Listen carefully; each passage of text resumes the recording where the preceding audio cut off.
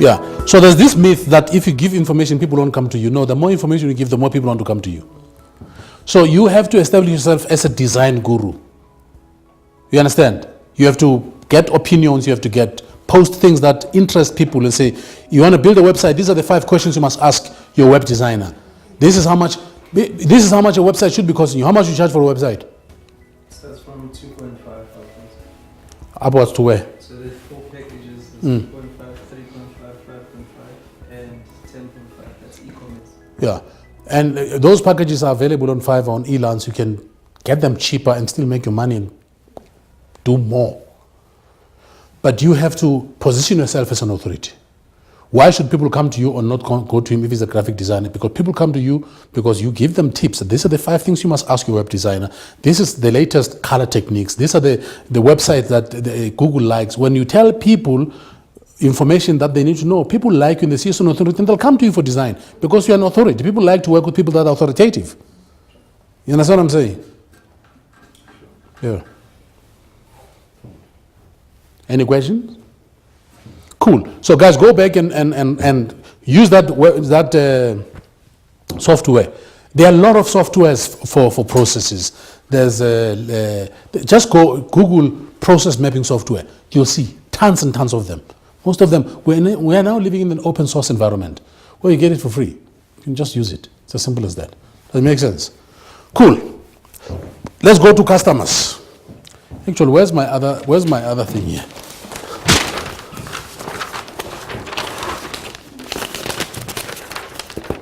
Oh, why is this thing of mine? Why you put my page on the solar?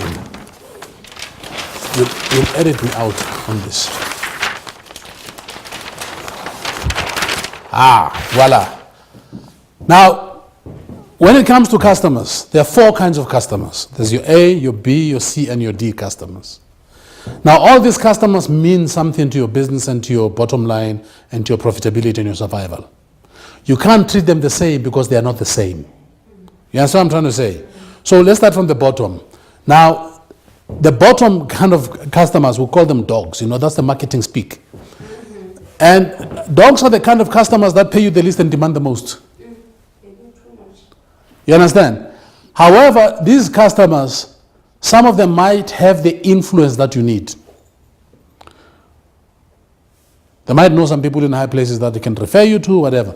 But all I know, and this has been proven over and over again, people that pay the least demand the most. And one of the things I do, I rarely, very rarely negotiate my fee with people. If ever. Because if somebody wants to negotiate your price, they don't respect your ability. Because they go to Woolworths. Do they negotiate at Woolworths? They don't. Do they negotiate at Engine Garage? They don't. Why should they negotiate with you? So that's your customers. Now your C customers are what we call your cash cows. Now these are the guys that bring you the money. These are the guys who know what they want. They pay you. They say, I want the website. I want it quickly. How much? Mfuni package 10.5. Please give me a bank account. They put money in a bank account and you must deliver to these guys.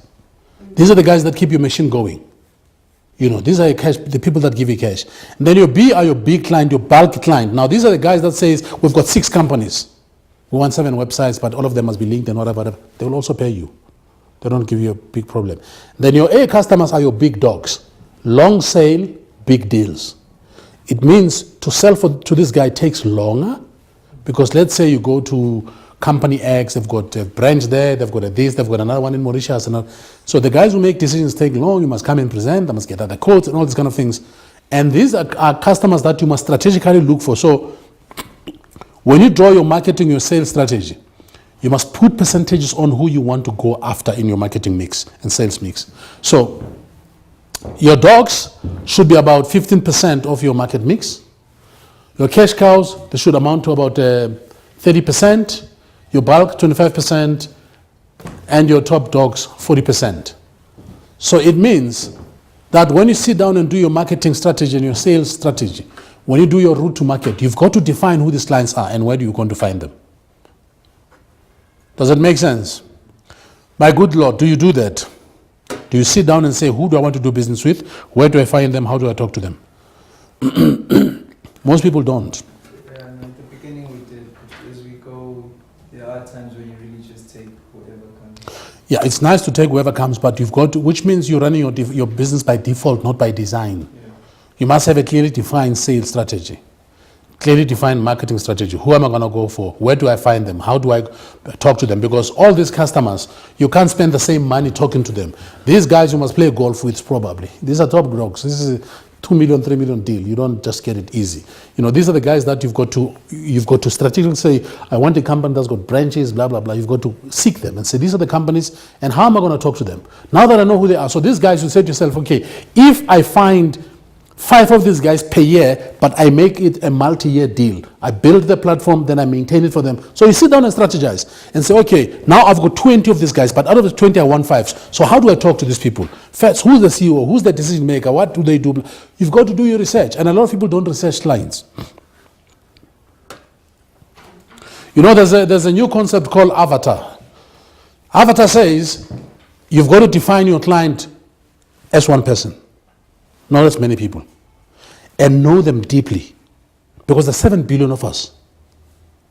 If you find this one person, probably they are running so many businesses. They're in so many businesses. Because when I read an email, what excites me in this email might not excite you, because you are different, your profiling is different, might not excite you. So all of us, we've got our own sweet spots. So you've got to find the sweet spot of your customers. Who are these customers?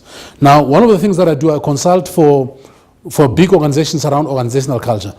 Now, in South Africa, people still don't get it, that your culture determines your strategy and your success. But overseas, they get it. It's easier to sell to multinationals than it is to sell to local companies. But because local companies want to know, how is this going to affect my bottom line and my profitability? So my sales pitch and my talks must not be about the fuzzy stuff, must be about you can increase your productivity, you can increase your profitability, your brand can become powerful, but that cannot become powerful unless you build a very powerful culture, and this is how you build a culture, you know. So that's the sell. And who do I sell this to? I can't sell this to an HR lady or an HR guy. I've got to sell this to the CEO or the CFO or the HR director, because it's a big ticket item. It's 2 million upwards. I'm not going to waste my time with you says, no, I'm going to present to my boss. I've got no time for that. I want to talk to your boss. Because your boss understands that if the business fails, it's his head on the line. So when I show him how businesses that have sorted out their culture have become profitable over the years consistently, giving him proper case studies, he's going to see it. But you as a manager at the bottom, you're not going to see it because you're running a small little division.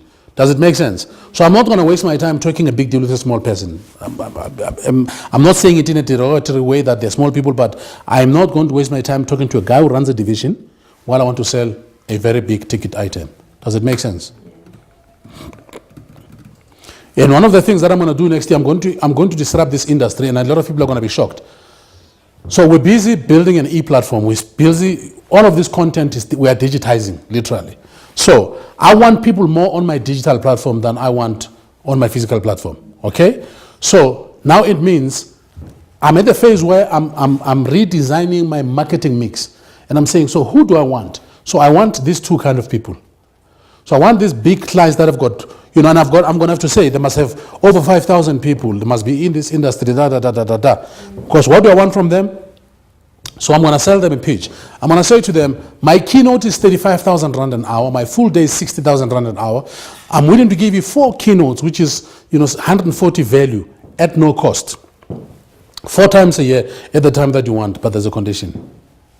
The condition is every company has got a budget for each employee that they spend on development. So I'm going to say to them, I'm willing to come and do 4 keynotes per year. Maybe facilitate a leadership retreat for your C-suite guys. However, I want you to put your people on my program online. I want you to pay 65 Rand per person per month. They think, wow, that is very cool. No problem. 65 Rand multiplied by 5,000 a month, it's a very sweet amount of money. But they will not see it that way. You understand? So that's going to be my value proposition to a lot of big companies. And when I say, listen, your guys can access me all the time. They'll get inspirational messages. They'll go online. We'll give you data. We'll give you analytics. Who watches the video, does not watch the video. You will create chat. So we're building this powerful platform because I've been traveling around the world. I'm tired. I want to travel because I want to, not because I have to. Because traveling is tough business, guys. You don't know. People think it's prestigious. In the beginning, you're excited. Hey, first class, this hotel, that.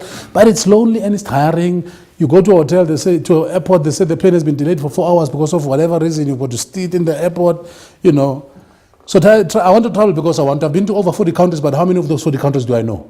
Very few, because I land at the airport, I get driven to the hotel, I sleep, I wake up, I take a shower, I go and speak, I get taken back to the airport, and I'm out.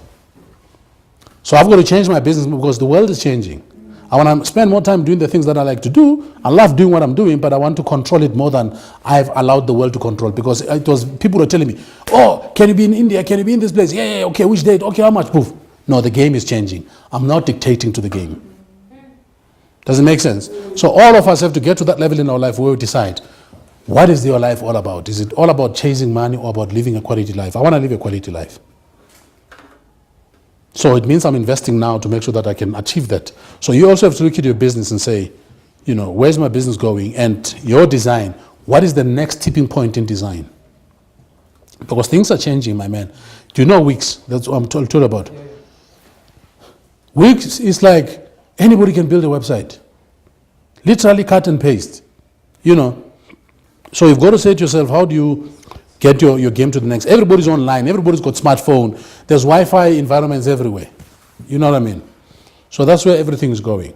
So as far as your customers are concerned, you've got to sit down and draw a proper strategy about how you're going to talk to these people. Because let me tell you, these guys won't look for you on Facebook. The big dogs don't look for you on Facebook. They look for you on LinkedIn. And on LinkedIn, they want to check the value that you deliver. They want to check who endorses you. They want to check how big your cycles are. So there are specific things that they look for. And if you don't have those things, you're out. They don't even care for you. Does it make sense? Now we no longer want testimonials, written testimonials, we want video testimonials. Because anybody can write anything. It's true. Does it make sense? You, madam, you're a chef. Do you have a YouTube channel? What are you waiting for? You must have a YouTube channel. What phone are you using? Sony. Let me see it. It's got a nice camera, isn't it? Yes, it's got a good video, isn't it? So, you know how to open a YouTube channel? Voila! Open a YouTube channel and buy this little stand. You know the stand that puts that phone? Put the phone on a stand like this and start cooking. Or start talking about food and say, it's Monday, I know you guys were getting drunk yesterday, you've got a hangover. This is a good, quick hangover mixed breakfast. Voila! People love this kind of things. You know, tips on how to cook this and how to cook that. You know, a lot of people can't cook, we know that. That's why I find it very difficult to visit people in their house unless I know they can cook. No, I mean, many people cook bad food. I mean, you know that. That's why you're a chef. Batsela tamati le anyanisi le letswai le roiko le metsi.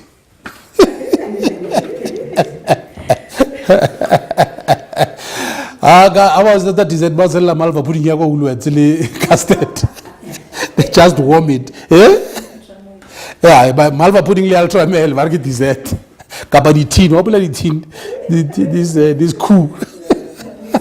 Mixed fruit. Wow, shabaga mixed fruit. By last like ultra mel. I don't think I want to get into my car and leave my house and go to ultra mel mixed fruit. I don't want to do that, quite honestly. So open a YouTube channel and start being this this guru on food and whatever and nutrition and what foods to eat, what food not to eat. You know, here's the deal. South Africa, we are becoming very fat. I mean, we all know we have an issue with obesity. Our kids are fat. So maybe here's a channel that you open up. She's in the kids business. Okay, nutrition for kids. How to make sure your kids has an ideal weight. Some kids weigh more than their parents. It's terrible, and they're gonna die. These kids, they're not gonna make it to 30. They are fresh. Hey, but hey, you fresh is wrong. I'm fresh. What not talk. This poor kid is gonna die. Yes, because they play iPad and games. They don't run like we used to run. Yes, ma'am. Can I say something? Please, I want to see you and her because I also have a crèche. And then I was in the process of talking to Clover to come to our ECDs to teach them about nutrition. and they can sponsor us with that training. Maybe we can hire him to train. Isn't it amazing? You see, you don't have to fly first class to do business. Well, this is first class, by the way. Because it's Global versus Danone. Yeah, so they're competing, yes, yeah. Two